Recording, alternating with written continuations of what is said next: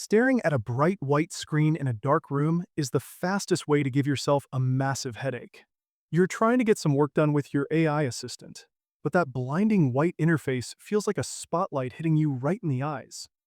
You want to know how to enable dark mode on ChatGPT so you can finally stop squinting at your monitor. It seems like a simple fix, but if you don't know exactly where the developers tuck that setting away, you'll spend way too much time hunting through menus. Stick with me for a second, and you'll have a much sleeker, eye-friendly setup in less than a minute.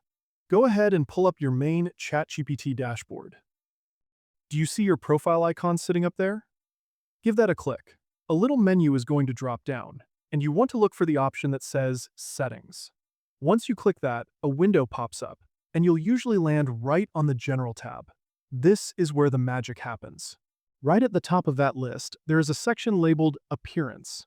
Now, if you haven't touched this before, it probably says Light or System. If it says System, it means ChatGPT is just copying whatever your computer or browser is already doing. If your laptop is set to a light theme, ChatGPT is going to follow suit and stay bright. To take total control, click that drop-down menu and select Dark. The screen will flip immediately, and those harsh white pixels will disappear into a nice, deep charcoal or black. The reason this even matters is because of how our eyes react to light. Tech companies usually default to light mode because it mimics the look of physical paper, which feels natural during the day. But once the sun goes down, that high contrast light actually strains your eye muscles. Dark mode helps by reducing the overall luminance, which is why it feels like such a relief when you finally switch it over.